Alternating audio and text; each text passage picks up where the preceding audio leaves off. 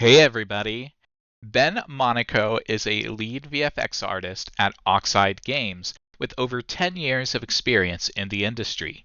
He has worked on titles like Ara History Untold, with deep knowledge around game engines including Unity, and an expert understanding of simulation systems like Houdini. Ben brings a wealth of experience to today's conversation, sharing insights on game development, motion graphics, and the value of putting your best foot forward.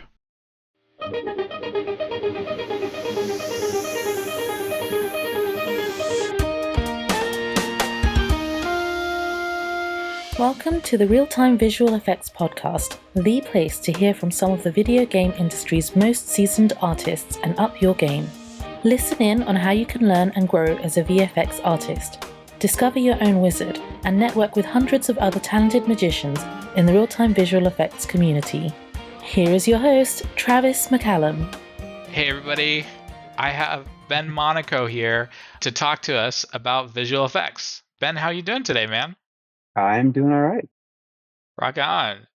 So I know that you've done a lot in the community, and I really want to hear about this amazing adventure that you have working on projects like Ara History Untold, working in game engines like Unity, and even jumping into simulation programs like Houdini.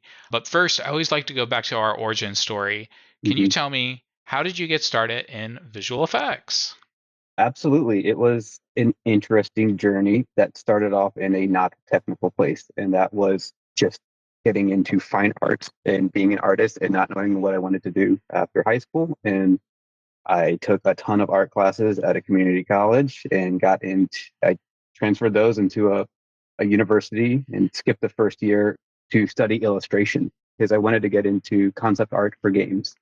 And I did a bachelor's degree of fine arts and illustration in Philadelphia. That was really important to me. I learned how to illustrate and render and draw and how to create a pictorial image.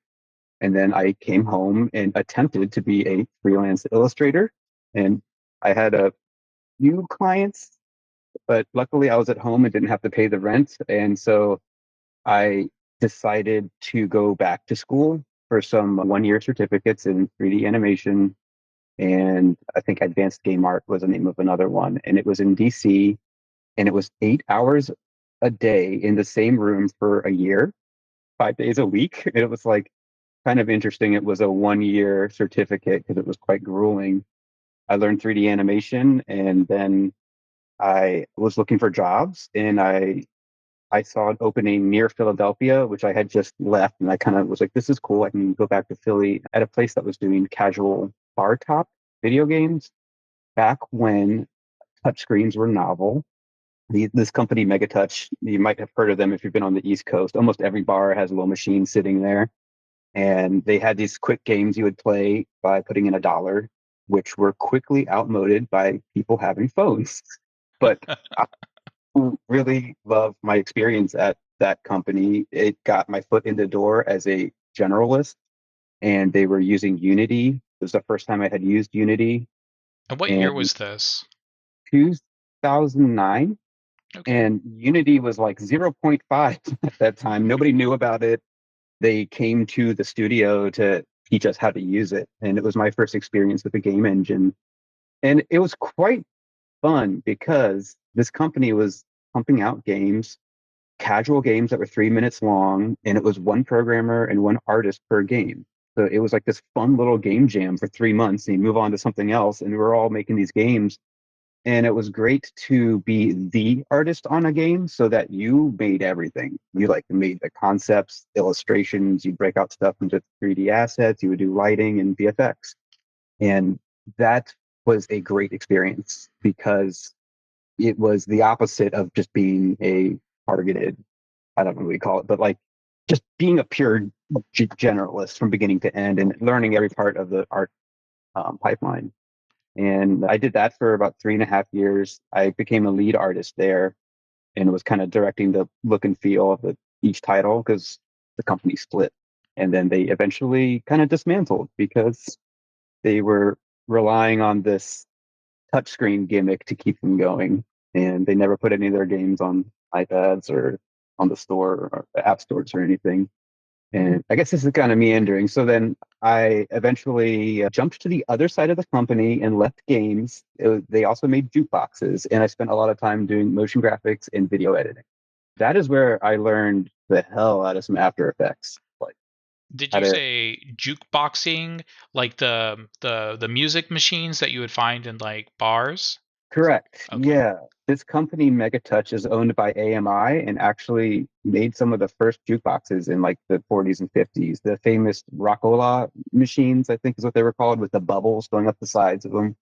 So not only did they make these games, they also had this jukebox side of the company. So I jumped ship to that real quick. And then I started getting really nervous about, like, did I just leave the game industry? Like, how long can I do this for?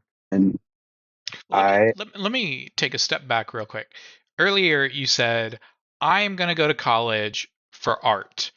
yeah, I'm going to go to college for art because someday I want to work in games. Is that kind of the mindset you were in back then? correct. So I just, where did that come it, from? Like where oh, I did mean, gaming inspiration come from? Like what was your first game just like experience? all of us being kids and playing games in the 90s and Final Fantasy VII and summon spells and just being like, look at all this crazy business on screen. I just love video games and played them constantly. Huge fan of JRPGs, all sorts of games. And I was a decent fine artist, I could tell, at least as far as a teenager can tell. So I didn't know, I mean, I wasn't going to go to school for math or programming. I knew that. Like, so I just was like, I know there's concept artists and I know that they paint and Got they it. illustrate. And Yeah. I was like, I can probably do that. But then I didn't realize how sought after those positions are. Hmm. It is brutal to try and like I Even back then in 2009 or when you were in yeah, school, I guess. yeah. I graduated in 2007 and went back home and freelanced while applying for concept art jobs. And I got a lot of art tests and I completed them, and some of them are pretty good. I got good feedback, but I could never actually land the position. I literally had never shipped a AAA title. I was fresh out of school. I look back at the illustrations and they were like too digital looking. They're not great. And I like it wasn't demoralizing, but it was like something close to it where you're like, what am I doing? It's like, am I not a good illustrator? And that's why I quickly changed the train of thought. Like, and this is a theme in my career is that when you don't know what to do, go back to school. And that may work for some people and it may not as well. Like it is expensive and it can be a gamble. You can spend a lot of money on school and it may not pay off. But I was living at home and I was like, I can go back to school now. I may not be able to do this later. Hmm. And it was really the decision to go to this now defunct school. It was like a satellite, this the Center for Digital Imaging Arts of Boston University in DC. It was really weird, but I, my teacher is, God, that guy was great. Blake, he's currently the like technical director at South Park now. And I learned Maya 3D animation from him. And it's just I learned so much from that's how I got more technical. That's when I learned what a particle system was. That's what I learned what modeling was and topology, just all that. And I thought it was this incredibly hard thing, like, oh, I'm just an illustrator. I paint things. I don't know all that complicated stuff. And it's not that complicated. Troubleshooting can get complicated, but like modeling and texturing something is theoretically simple. Like solve. Right. Yeah, I Yeah. see that. So I just wanted to make sure that we covered base on where that origin story was because we have the choice to do art, but you can go so many directions, and we chose video games, and it led you into this generalist, and you slowly, after the company started struggling, moved into a more specialist role, and that's where we are with the jukeboxes now, right? And then Correct. Yeah. And that was a fun position in that I was making these animated, they're called like bumpers, like we're like showing off all the new music added to the jukebox. So there's these like graphics that come up and it was just kind of like have fun with it. And as long as everyone likes what you're doing, just keep doing it. And it was fun because it made me start paying attention to design trends because when you're getting started in motion graphics, you need to pull from somewhere. You can't just like start like I'm going to put a red box here and move it. Like you have to like have a little vision. And I remember struggling at first and being like, what do I do? And I got on Dribble, I think is what it was, and I was looking at what art like what other Yeah. hardcore graphic designers were doing. And then all of a sudden I became like a graphic design snob. I was like, oh, ew. I was like, look what he's doing. He's doing long shadows still. Like that's old. But I really fell in love with like simply keyframing. Like the way something like eases in and bounces back and like all that beauty. I love the timing of just straight motion graphics. But then I got scared that I was like, I haven't used a game engine in a while. I mean, I just thought that this break from working in games was gonna keep going. So I went back to school again for a master's degree in digital media at Drexel because I knew they would give me the space to study effects there. I'd kind of like read through the course structure and I saw that I could definitely study effects and probably write a thesis of some sort. And I did that for 2 years and that was very difficult, but I got through it. You have to like do a thesis. It's kind of like a fake thesis. It's not as real as a PhD, but you do need to like attempt to publish some research and write a Hmm. real paper. And you need to come up with some new technique. I was looking in, I was doing research on, because I'm not a programmer and I like to do everything myself. I was trying to figure out how to make surface animation that was in Houdini on like melting lava and how to get that surface animation to play back on a model without using shaders really and like baking out the texture properly. And it requires like pinning a UV map of a moving fluid to try and be like a square. And then you render that out and then you replay it on a mesh sequence and you use a script to make sure that each frame is tied to the right frame of the video. Each Okay. frame of the mesh is tied to the right frame of the video. And because of temporal compression of video, you can get really amazing high fidelity texture animation right out of Houdini and slap it on a model. It's not art directable at all. It's like totally baked in. So it's got all these problems, but Mm. it was interesting to see that like I could do, 30 seconds of lava animation for like 1 megabyte of, of a, highly compressed video.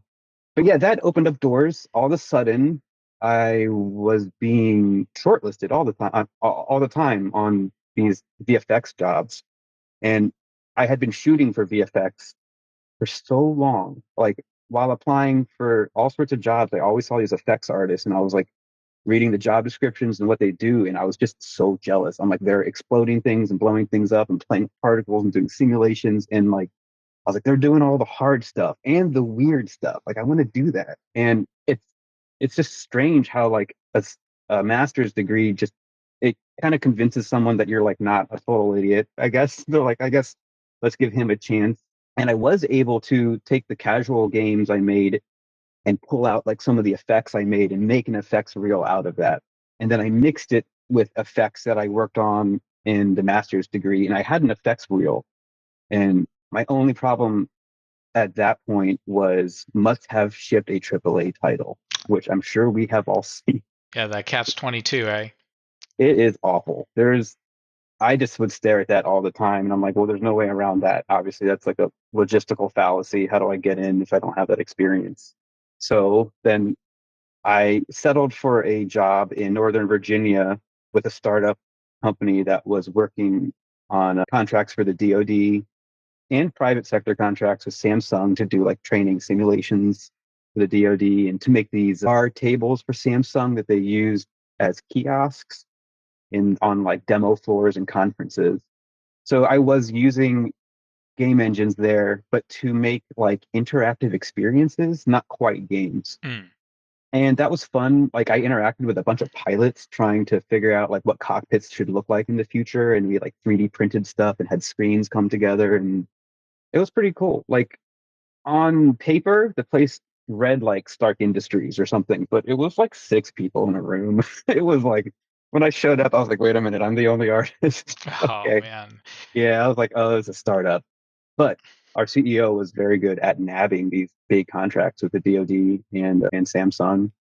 And So yeah, when that's when go you were ahead. working on these projects, so far up to this point, has all of this kind of been pre-rendered kind of visual effects, or have you been doing real time by that point? It was real time. I was doing more than VFX. I was modeling.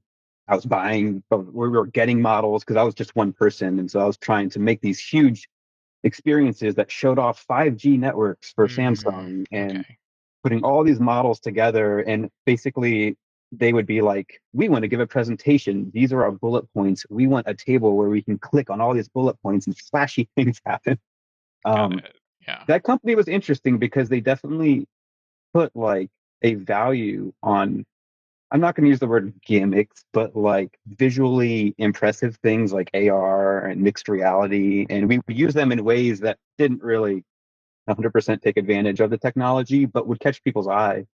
And that's exactly what Samsung wanted.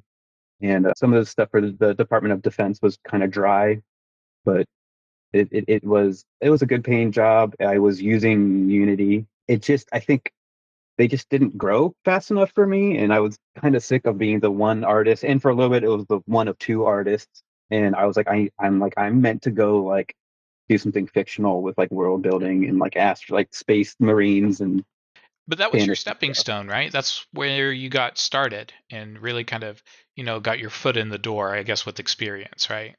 Yeah, that one, each one of these experiences helps with a certain demo reel. That one helped with this like highbrow looking UI demo reel and like these Mm. experiences for the Department of the Defense. So I have this demo reel that came from that place that I call interactivity because it just shows all these interesting ways you can interact.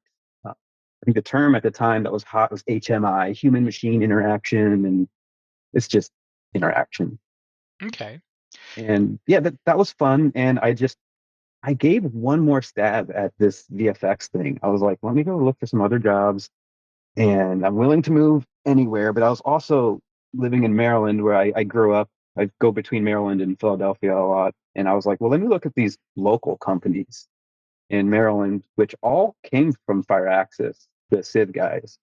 Sid Meier's Civilization is in Hunt Valley. That's where Firaxis is. And there's like 5 or 6 game companies around here. I've been applying to them for years, and they've been rejecting me for years. Mm. But something stuck finally. I think I have a list. It was like maybe my 130th application sent for VFX positions, and I finally got a call back. I'm Did not did I just hear 130 applications? yes for VFX That's a lot. spread out. Yeah, spread out over different times. I mean, it's hard to even find 130 open jobs. Yeah. I mean, at a given time, there's like 20 of them open. I feel like it's not even, and they're all on the West Coast, and it's highly competitive over there. And I think that might have helped a little bit that they were just dying for a VFX person. They were a quarter of the way through this game Ara that Microsoft was publishing, and Microsoft was yelling at them like, "Get a VFX artist in there. We want to see sparkles and fire and all that." And I also on the resume I saw, I mean, on my cover letter, I mentioned I do motion graphics because I saw they also wanted a motion graphics person. And in Mm. my cover letter, I was like, "Hey, I can do VFX, I can do motion graphics, I can do both of those jobs for you." And I thought it was kind of silly and casual the way I phrased it, but I just sent it off anyways, and it like kind of worked. They were like, "Oh, you can do both." And then they were like, "Which title do you want?" I was like, "Oh, I want the VFX title, but I'll do both of those things."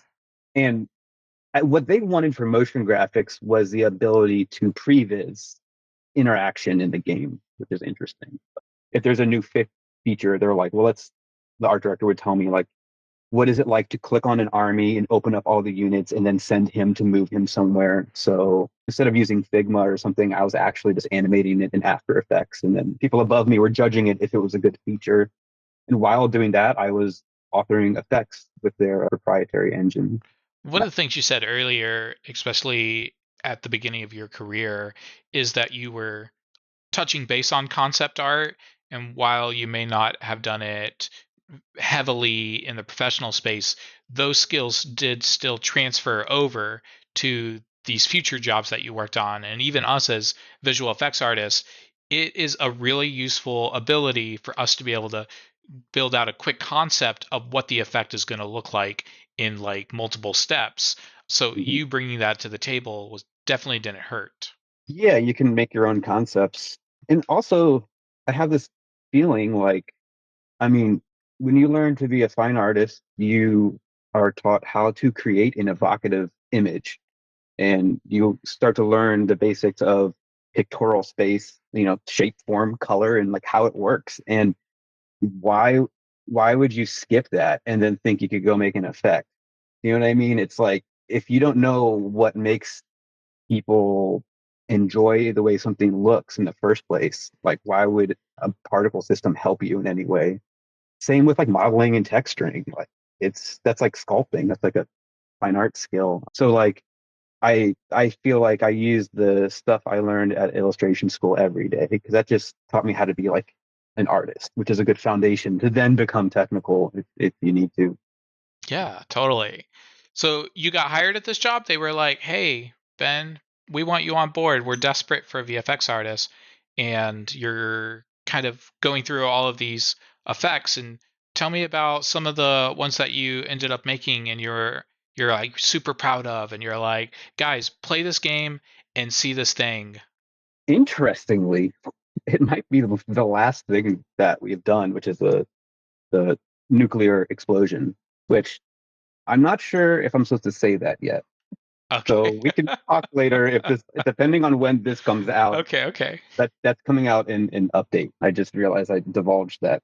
So we can talk about when this video comes out. But it all culminated in this giant nuclear explosion that was multi-departmental, and I had animators helping me animate meshes, and I had programmers helping me with shaders. And it was just something that all the people who play 4X games, it's incomplete without nukes. And our game was kind of incomplete. So those are coming out soon. And I, Right. yeah. And Well, now that you brought the effect up, can you just tell me a little bit about it? Like, yeah, I mean, I'll preface it with this is a proprietary engine called Nitrous that puts a lot of emphasis on massive data throughput and insane batching of models on screen. It can put more models on screen than most engines can without a problem. So they focus on that for years, and it doesn't have a ton of tools. And part of my job there was to help design the tools, which was kind of intimidating because I had been looking at game engines to tell me how to use them for a while. I'm like, what is this tool? Oh, that's cool. And I start learning about particles. But then when a tools programmer comes up to me and they're like, how do we make this? And I'm like, Unity usually I just do what they have there. Like I'm like, make it like Unity. I don't get a know. prefab, over here, drop it in Yeah. the gizmo. There you go. Yeah, and so then when you're all of a sudden in charge, not completely in charge, but like somewhat in charge of defining and designing the effects, it's intimidating because you don't want to waste programmers' time and you're going to be using this thing. So with that said, that engine is not full of fancy procedural tools and like the material editor in Unreal is quite incredible and you can do a million things with it. The VFX graph in Unity is absurd, and it works off CUDA and the GPU. There's 100 billion particles, and Right. we don't have any of that. And I'm using a lot of really classic things like UV scrolling and particle systems and making funky models that I scroll effects along real quick. Okay. And it's scrolling and particle effects, good timing, and throw in a point light and just Well, call it a day. earlier Um, you said that you were not super into the tech side, but did you say it's kind of like a necessity to at least learn the basics behind tech in addition to the art?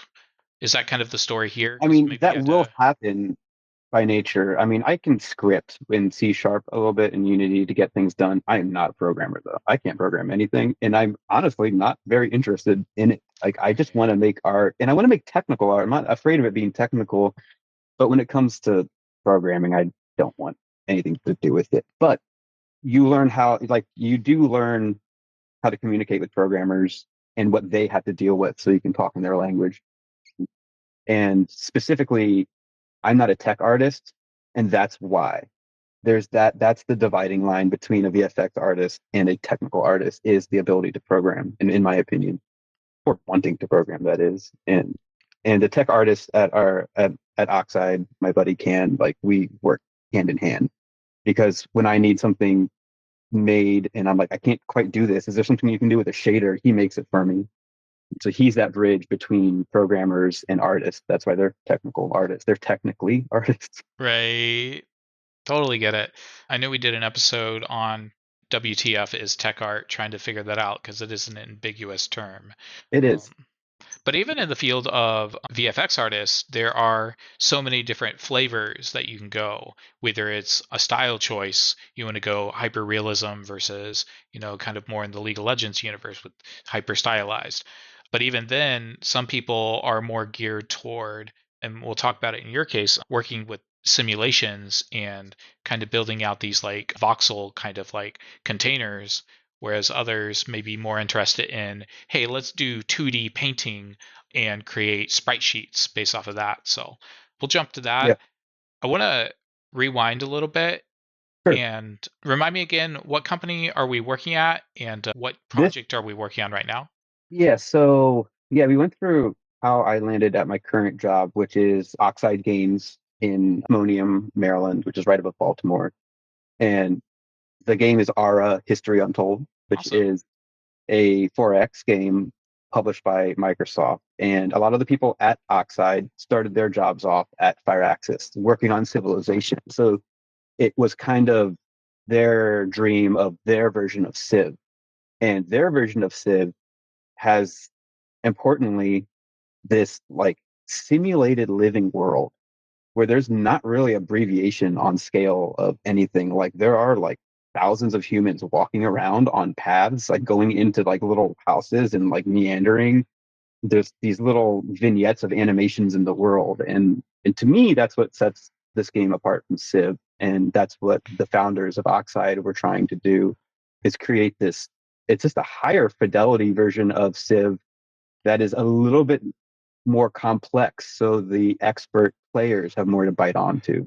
And for those that don't even know what Civ is, can you just give us kind of like a high level overview of like the genre or the type of game that this kind of world lives and exists in? Yeah, a lot of people think they're city builders, but that's not it. They are about going through the history of time, usually turn-based, and you study and research technologies to develop certain cultures for your civilizations, and you can like lean into science, you can lean into religion, and there's win conditions, and there's nukes, and you're basically playing through history. Um, and And that's it's what it's isometric, right? So it's like almost they, like top down. yeah, they have a top-down view, which is necessary because there's a lot of, I mean, you're looking at nations and how they take over areas, so you have to pull out and yeah, it's not quite isometric, but it is a like a god view. And the 4X, I'm going to mess this up. It stands for exterminate, explore, exploit, and I forget the fourth one. But We're at three. If anybody knows what the fourth is, let us know. yeah, uh, and that's, I mean, I say 4X to people sometimes, and it's I'll say grand strategy, and that will mean it. But technically, it's not. It's explore, expand, exploit, and exterminate. oh, there you go. Love it. Yeah, there you go.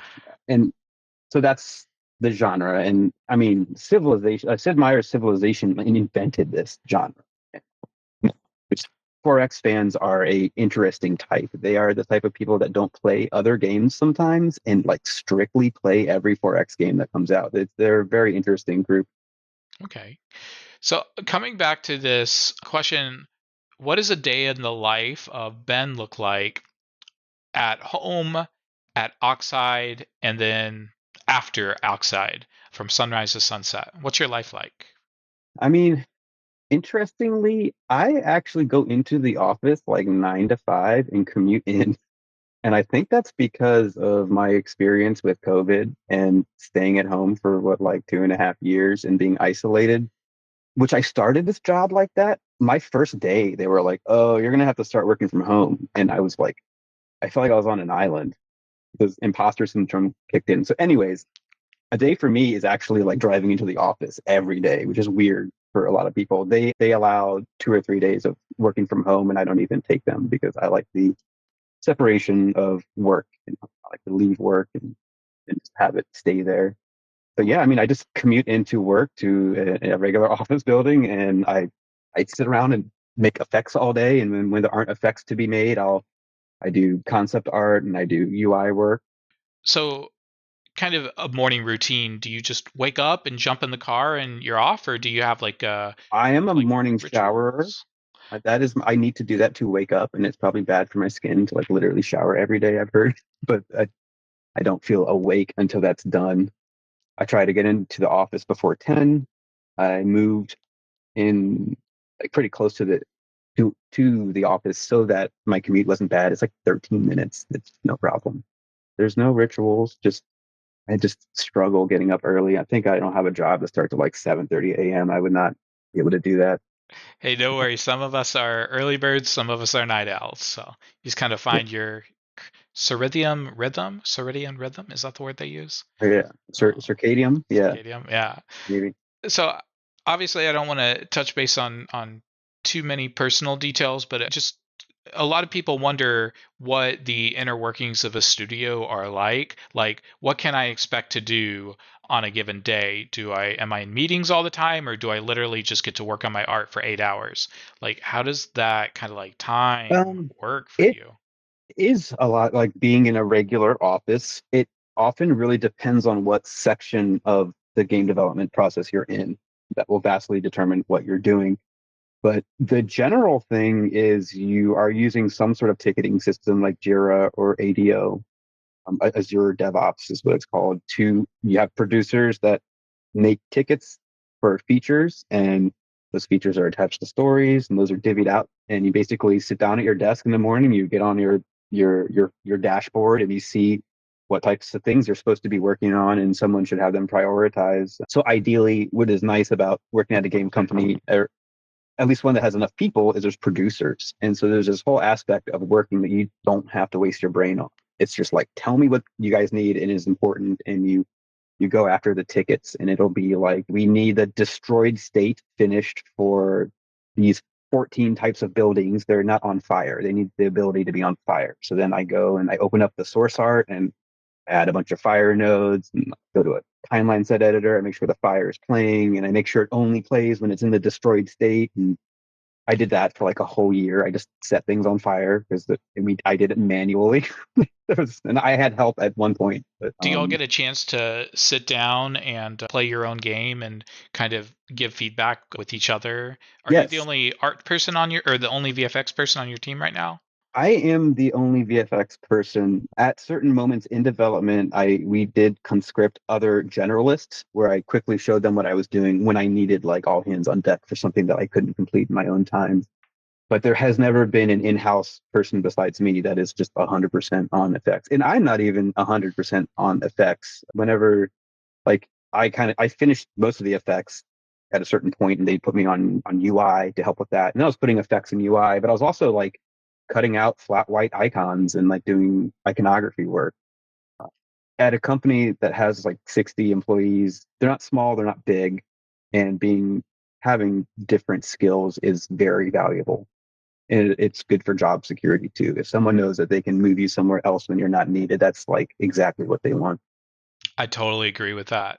And personally, I have been getting more and more interested on the cinematic side of learning how to create effects for those big, the game trailers that they do and stuff like that. So I've been exploring that. Yeah, that's nice because there's no rules in that, right? It doesn't have to like spawn at a certain time and someone shoots a gun. It's like you can be really artsy with the cutscenes. I've never been in a situation where I've been able to really do that.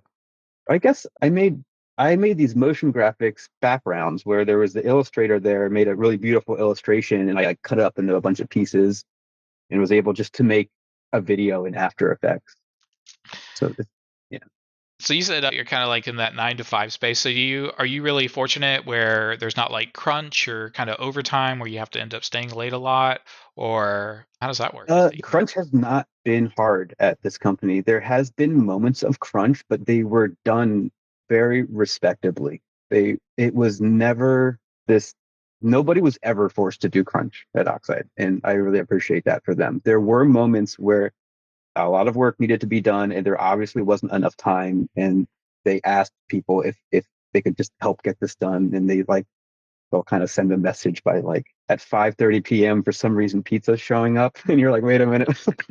But the founders of Oxide were developers themselves, and I don't think they want to harbor a place that is doing crunch. That culture seemed to permeate through, and so when we crunched, it just felt more like a group effort, and it wasn't anything terrible. That's awesome, man. That's good to Yeah, hear. it was good. So you get out of work and you get to go home, and now it's you time. You get to do whatever you want. And I see in the background, our audience members don't, but you have all these cool figurines and all these video games and stuff. So I just wanted to know, outside of visual effects and your job, what are some really fun hobbies or passions that you do for leisure, just kind of relax and enjoy yourself? There's three big ones. I mean, games. Obviously, I every night I'm trying to play a little bit of like four different games, like PvP shooters, JRPG. Like I don't know. I was going to ask, could you I'm share them? What they are? Yeah, like I'm always playing the finals, and I'm moving over to Marvel Rivals right now. I'm a hardcore Tekken fan, and I'm like knee deep. I'm like right about to be Tekken King on ranked and Tekken 8, and it's driving me nuts. Final Fantasy VII meant a lot to me as a kid, so I've been playing through Rebirth and Remake. Metaphor is the Atlas JRPG. Black Myth Wukong, I had to see that one. I didn't finish that. And any Fire Emblem game, I really like tactics games. Did you do Engage yet? Fire Emblem Yes, Engage? I did. Yeah. Yeah, I just barely beat it. It got really hard right at the end, and I let a bunch of characters die, but I got through it. Good, None man. of them died the whole time, except at the end. I just had to beat the boss, and that was a pretty good Fire Emblem. I still think Awakening on DS is peak Fire Emblem. Oh, and I'm working my way through Final Fantasy VII Rebirth right now as well. So Mhm. I'm at the Golden Saucer, if you know where that is. Oh, we're in the same spot. Yeah, funny. I just got to the Golden Saucer like 2 days ago. God, it is that game has incredible effects. By the way, that is one like it's they're gorgeous. Yeah, I'm learning Japanese so I can pick Shintaro Taku's mind because he's one of the VFX artists kind of heading up things over there. Oh, that is So cool. we'll see if we can touch base with him later. All right, so that's Exciting. number one hobby. What else? You said you got three, right? I really love playing some Magic: The Gathering. As you will Yes. find at any game dev studio, everybody is playing Magic. Uh, it it's fun. I've been playing Magic since it came out in the 90s, and I am not that good at it still. Oh, there's It's so many funny. formats these days. I have a hard time keeping track. I just play Commander now. Without getting too far into the weeds, Commander fixed the problem of Magic decks being too reproducible because it's 100 singletons instead of play sets of four. So like 60 card Magic, you would just get these decks that would win on turn 2 and 3 all the time, and there wasn't much of a game left. It was just too fast. And Commander made it social and long and ridiculous. And diplomatic and Yeah, a all little the politics. political, little political, Yeah, yeah. actually, the politics is how you win in that game. I was making these mean decks and getting targeted. I'm like, I'm not winning. I know I can beat people with these decks, but it's like, no, you need to make like a sleeper deck. They'll leave you alone.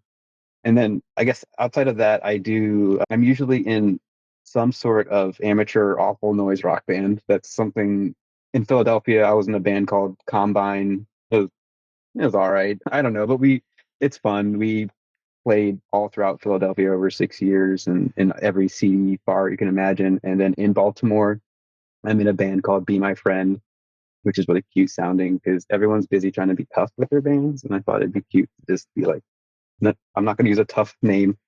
Just Be My Friend is cute. And we are a two-piece. And every Friday I do band practice and we just try to get shows and play obnoxious music in front of hopefully more than 20 people or something. What instrument are you playing? I play bass and or guitar. Uh, yeah, Okay, so anything. guitarist, nice. Yeah, it's fun. And in band, there's so many directions you can go with it. Are you into country or rock and roll or like Yeah, I mean, I don't know. alternative, Term indie? I is don't know. no. I think the term is noise rock. Okay. It's like avant-garde and abrasive and loud and a little like weird mathy edge to it, where there's like messed up time signatures bumping into each other. trying to get a singer now. That's the problem. Right now, we're just playing this like loud, obnoxious music in front of people, and there's no like human emotional element, and everyone's staring at me, and I kind of hate it. So we're trying to get someone to scream in front of the band. I think that sounds so cool, man. And definitely, if you've got it public on YouTube or anything, somebody else worked recorded, let me know so I can share it with everybody. Okay. Yeah, I mean, it's you could just look up "Be My Friend" on Spotify or YouTube Music. There's an album called Fuzzfield on there. It's instrumental and very strange. Don't expect much. It's a hobby, and that's what Hey, makes it fun, right? And that's why I don't do yes. effects at home in my spare time because it's like this huge, like supposed to be good at it. But when you hobbies are awesome because there's no pressure to be great. Yeah, that's why I quit the esports scene. I just couldn't take it anymore. I can't be Oh yeah, that's a can't quick be way to ruin a game. Yeah. What esport game were you playing? a big Riot guy. I was really into League, and then I jumped onto Valorant, and I didn't have a CS:GO background at all, and I was just like, why am I still in bronze? I shouldn't be in I bronze, don't but know. no, sorry. It's how the nature goes. Yeah. Uh, I wish I could do that for something like Tekken. I've like dreams of competing. I tried once and I eliminated one person and then I was eliminated immediately. Like right in the beginning. Like I was like, I can't do this. okay, back to VFX. Tell me about philosophy. Really, in your own words, how would you define what real time visual effects is? And what do you think VFX's purpose is in the games that we play on a day to day basis? Like, why have them, right? Well, VFX can do two things. They can just be immersive, like atmospheric effects. They soften the edges of geometry in a very specific way, a very specific answer. A bunch of geometry running around in a game, something's missing because if you go out into the real world, there's just like dust in the air, there's smoke coming out of tailpipes and chimneys, and there's just always motion. The second thing is they can they indicate gameplay features, right? Like when you need the player's attention, you ask an effects artist to do something. Like sparkle that up at this moment. No one is seeing this over here. I mean, classically, like JRPGs, like they'll put an item in the grass, and you obviously do not see the item, but you see like a glint and something. And yeah, so I mean, that's what VFX do. They add immersion and they indicate gameplay features. I guess like ethos on it, I would say for me, a good texture goes a long, long way. You can be working on a particle system and it's like not coming together and all this stuff. Like just iterate on the texture, like a beautifully painted, especially in stylized games like Hades, where they live and die off of the beautifully illustrated texture. That's really important. And what other ethoses can I think of? Like one favorite thing I always try to do is make sure you hide the trick. Just whatever you're doing, it should not be obvious.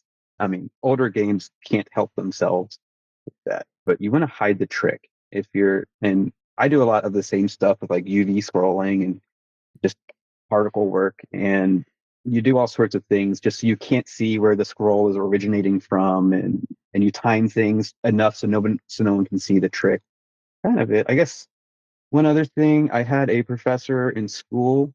He worked on the mercury melt of the Terminator on film when the Terminator like melts back Right. together. With Arnold Schwarzenegger? Yeah, he was young then. And he was a professor at Drexel, and he always told me don't turn a knob or a slider without intention, and that is safe. What there can be this knee jerk reaction to start playing with your particle systems, and don't touch any of those sliders unless you have a reason to. It's like it's the same thing you do when you do figure drawing. It's like you look at the model, you draw something, you ask a question, and then you fix it. You ask a question and you fix it. But if you just start randomly sliding stuff around, you get into trouble, especially if your engine doesn't have undo. Like some proprietary engines may not have that set up everywhere. Like turn a knob or a slider because it's not moving fast enough, because it's too transparent. Like just, I call them, well, without the vulgarity, a hate list, or maybe I can say it's a shit list. I have a shit list of things. When I look at something, I'm like, why do I hate this? And you just make a list of everything you hate about it, Mm. and then you go in and you address every little one. You like change some parameter, and then you work your way into something nice. So that's the ethos of don't turn knobs without intention. So I want to talk about some of your biggest challenges or a challenge that you have faced in tackling an effect through your game experience, whether it's at Oxide or any other company in the past. What was that challenge and how did you end up overcoming it? So the challenge at Oxide is getting things done without asking for new tech, unless you really have to. We have a limited time with the programmers to make new tech, so you have to get really creative, and that is always a challenge. Specifically, if I bring up something specific about the game, in combat, there are like thousands of these units out there, and if you put a muzzle flash on them, all of a sudden there's like 1,000 of the same muzzle flashes flashing.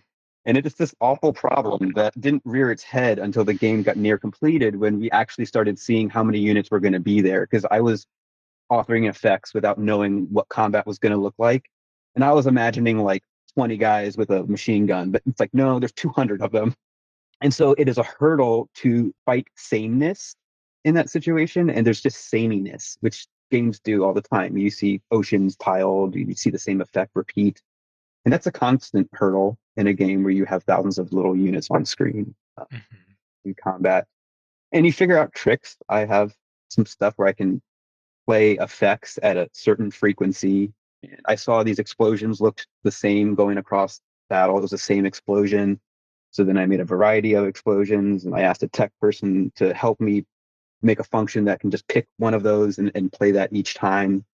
So that's something that reared its ugly head once game design got there. But I was already authoring these combat effects, but didn't realize how ridiculous they looked when they were like, when there's so many of these people on screen.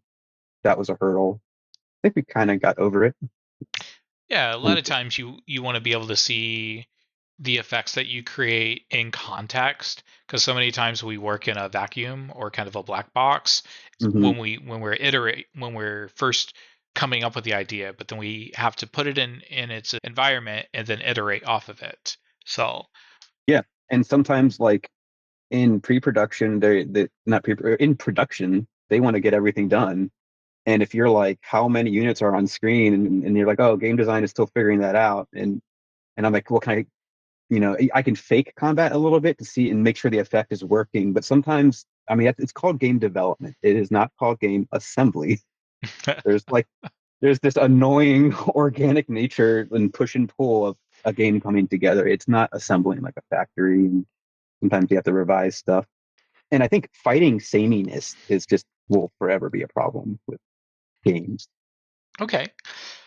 Oh, I think you kind of alluded to it earlier, but if there's something else, let me know. But in terms of your biggest accomplishment, something that you have a lot of pride for in an effect or a process or a technical solution that you came up with, can you share that with me? I mean, honestly, the thesis for my master's degree was really difficult, and I didn't think it was going to work. And I came up with this crazy idea I was talking about earlier, how to take authored fluid surface data from Houdini and bake it out and get it back into a mesh as a game object in Unity playing. That was really difficult. It involved some coding where I was like, can I tie frames of a video, 2 frames of a mesh? And like I just thought it wasn't ever going to happen and it never worked. And anyone who's worked on a thesis, the whole goal is to do something someone hasn't done. And that is scary.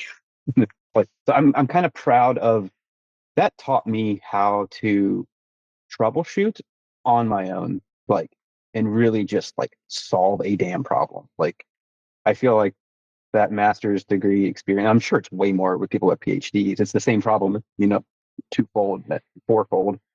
And I can tell you the master's was enough for me, but I am proud of like at least even deciding to go get a master's degree was ended up being a smart decision. It helped open up doors and it was difficult and it made me a much better troubleshooter.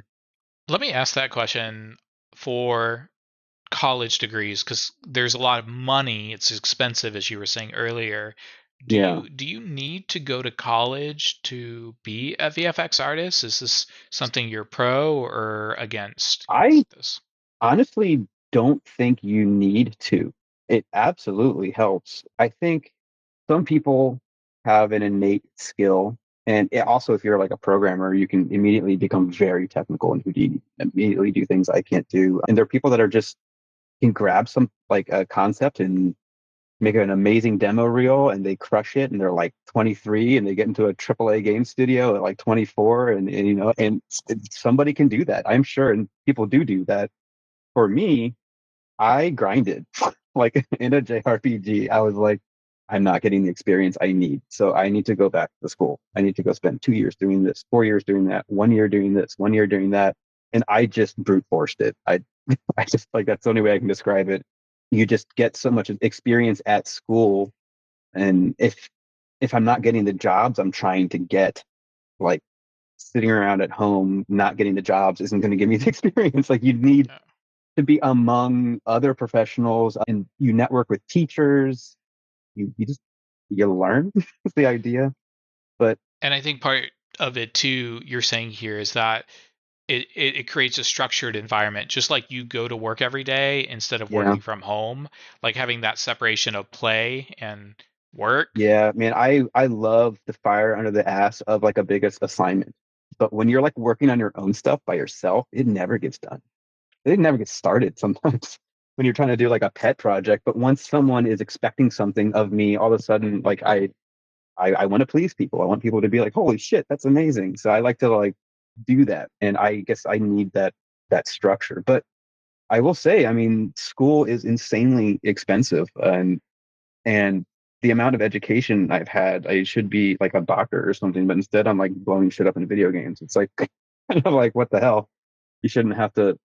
I mean, I think I have almost like a decade of school at like 6 different colleges, and it's for to play with particle effects like in a game. It's maybe not the best route. I just had opportunities, I took them, and it worked, and that's just kind of how I did it. And I will always advocate for school for people, and I work with programmers that Oxide is helping fund their PhD programs and their masters, and they're going to local colleges, and like you can be a grown ass adult going back to school anytime in your life, and it's fine. It's sometimes you just need that. And also that's how you meet professionals that have been doing this a long time too. I agree with that. I had so much social mobility through my college experience. I'm very grateful for all the cool people that I've met, and now they're all doing their own thing across the world, but we all have some common, ground, being Yeah. alumni of our university. So, really cool. Yeah.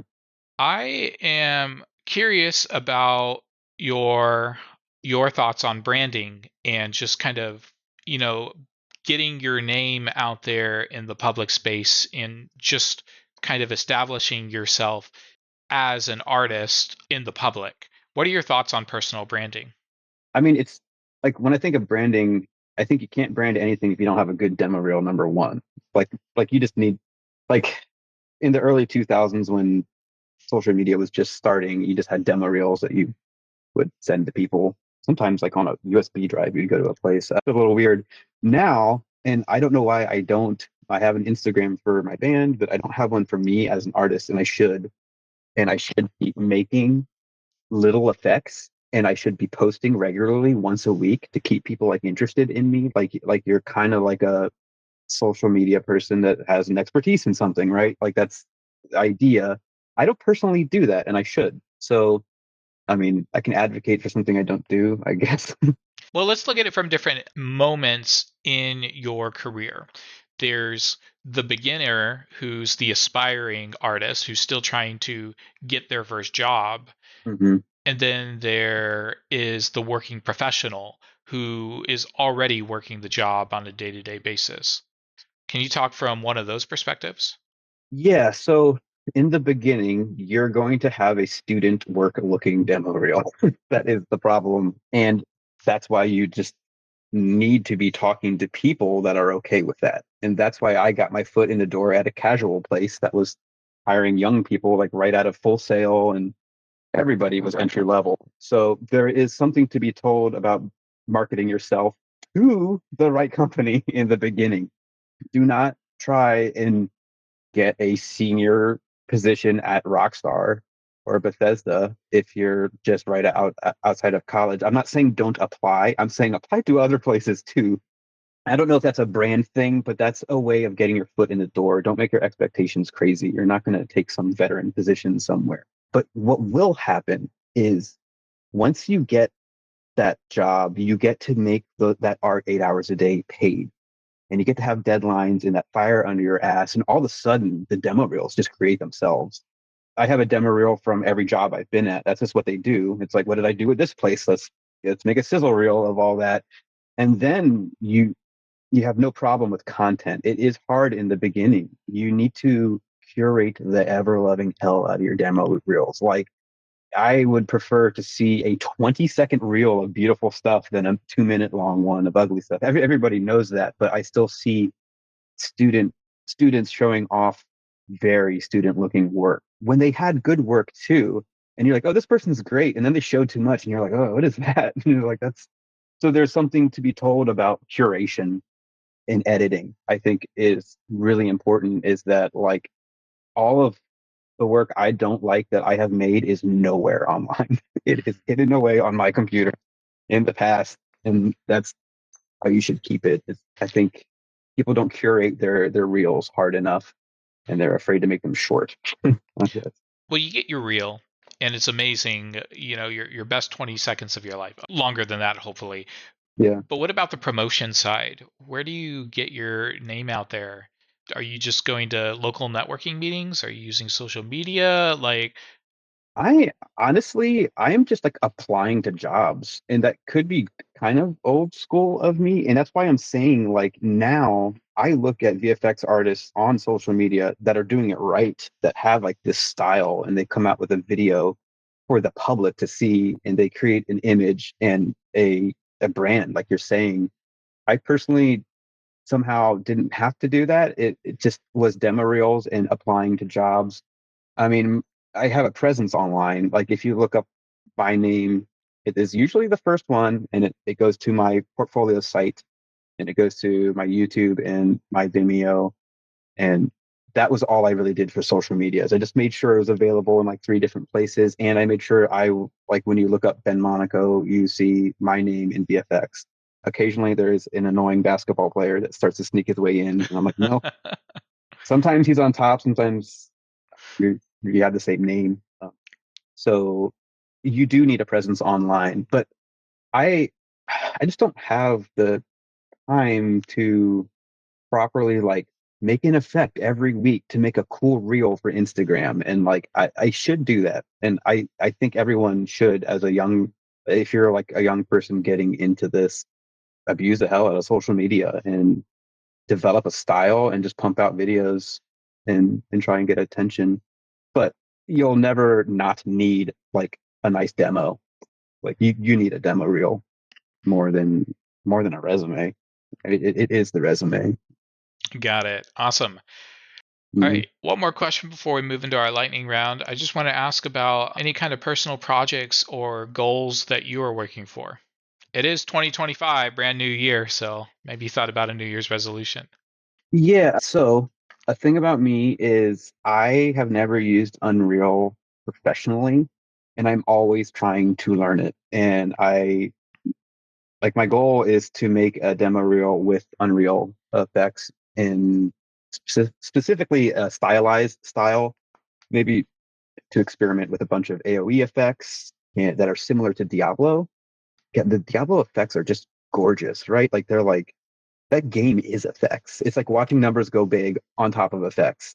And then they look good in every environment. And so I guess my goal is to start pumping out effects in Unreal. Because every time I have been told, like I've done art tests in Unreal for places that use Unreal, but they never wanted to hire me because I didn't use Unreal. And I'm like, well, I'm not going to get the experience of using Unreal if you don't hire me. It's that stupid circle. But I somehow have made a name for myself just using Unity and being able to at least function inside of a proprietary engine. But, I'm like, what version are we on Unreal? I'm pulling it up right now to look, but Five this point program five. like updates so fast and it's through so many iterations. It's hard to keep up with the technology, how fast it's accelerating these days. Yeah, I mean, I was just getting used to Cascade particle system, and I opened it up after like a year and a half, and then Cascade's kind of gone, and it's Niagara now, and it's incredible. And and Unreal's awesome, and I am always at my job trying to see like if I can get some of the functionality I see in that program to be built for the proprietary engine. But when there is a proprietary engine, you do not build tools that do not assist the current game, right? Hmm. So you just don't have time to make like fancy things. Every tool needs to solve a specific problem for the game. So yeah, that's why I am definitely trying to study Unreal on the side, just so I can keep sharp with that. Right. And I'll say one of my favorite things, and it's in Unity too, but is just visual scripting. Um, Mhm. as an artist, I don't like writing lines of codes, but I can do node-based, connections. So Yeah, same. And I still, God, I still even struggle with that sometimes because like it's weird. Programmers are can use visual scripting better than anyone, right? Because they know the nodes to drop. And my problem is I'm like not even a programmer, so I'm like, get this, then else, get what? Like, what am I doing here? And I get all lost. Like I did just do a tutorial in Unreal about like how to like equip a hat to your character's head and open a door and interact with things. And I was using the blueprints, and it is pretty fun. It does give non-programmers access to scripting interaction. It's nice. all right. We are going to move on to our lightning round. Quick and easy questions, just like visual effects. That's a joke. Are you ready, Ben? No, but let's do it.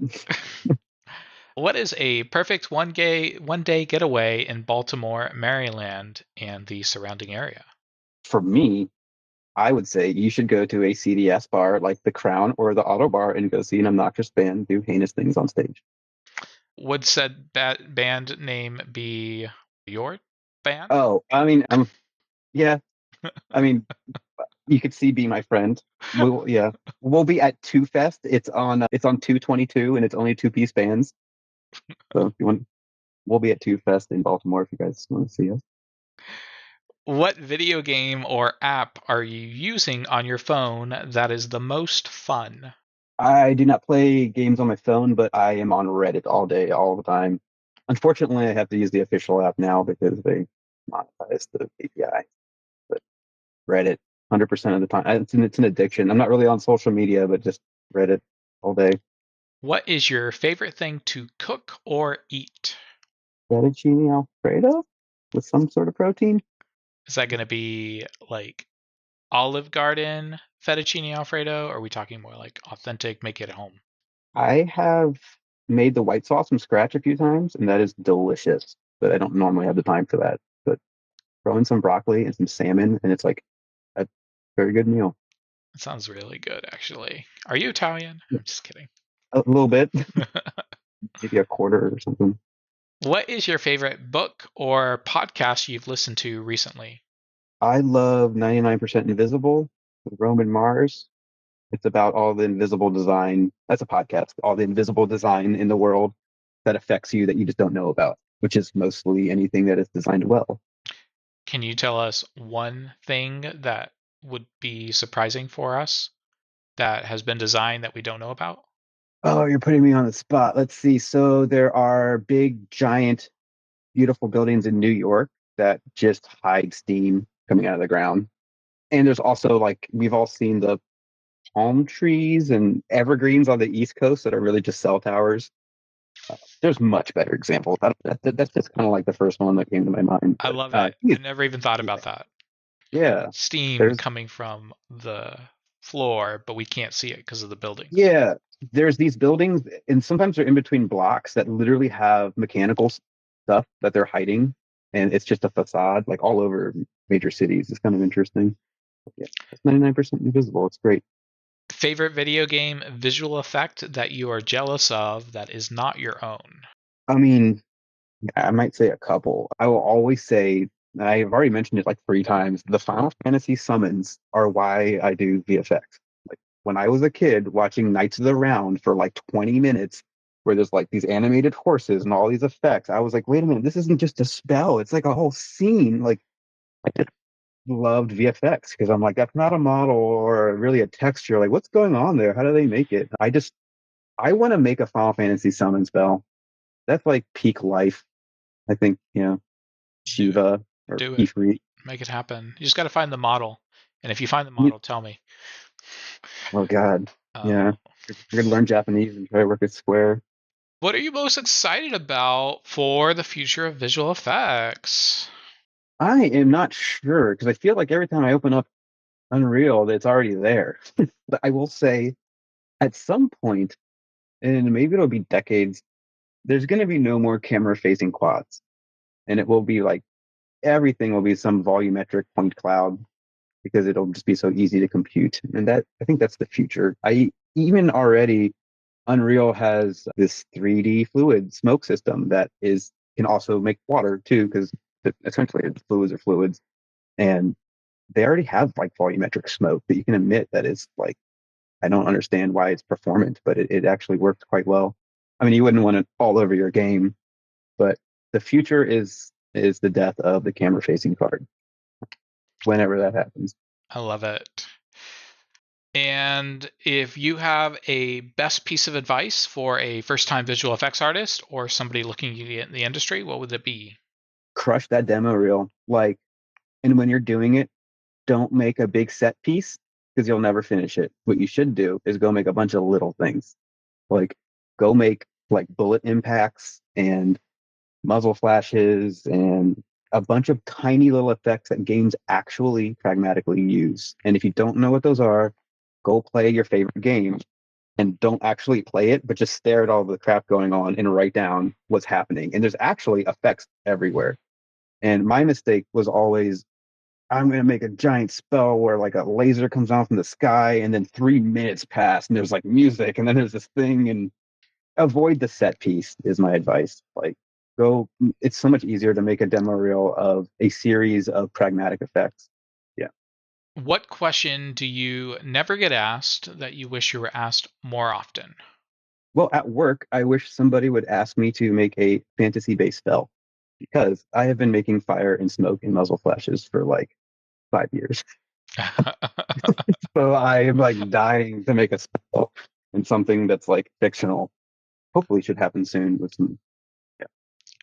And last question I got for you, man. Do you have any final thoughts or things you want to plug? Either it's something, I know you mentioned your band, but any other, activities or charities or things you're involved in and you just want to kind of do a shout out or a person, just anything at all? I wish I was involved with a charity. That would be very altruistic. I am not, unfortunately. I mean, I'll plug the game. Like, go play Ara History Untold. It is on Steam. It's on Xbox Game Pass for a lot cheaper. And the game, if you are into turning knobs and managing resources and staring at a beautiful simulated living world, it's a very impressive game. Also, it's a good game to like show off your computer too. Like if you put that thing in 4K and zoom in, it's incredible. Yeah, go play Ara, and you can go check out Be My Friend if you're like the one of 50 people that enjoy abrasive noise rock without vocals. Awesome. Well, Ben, I want to thank you again for taking the time to join us on the show. It's been a real pleasure, man. Yeah, absolutely. Thank you for having me. Hey, friends. Thanks for listening to our episode with Ben Monaco. Super amazing guy. Please reach out to him, follow him, support him. He is an amazing VFX artist, and I was so glad to have him on the show today. I want to let you know that recently I have migrated all of our episodes to YouTube, and it is a big ask, but if you can you hit that subscribe button and support the podcast on YouTube? It would mean the world to me. We got lots of great episodes coming out here for 2025. So many amazing guests that are going to be sharing their stories with us. Stay tuned for our next episodes. Rock on.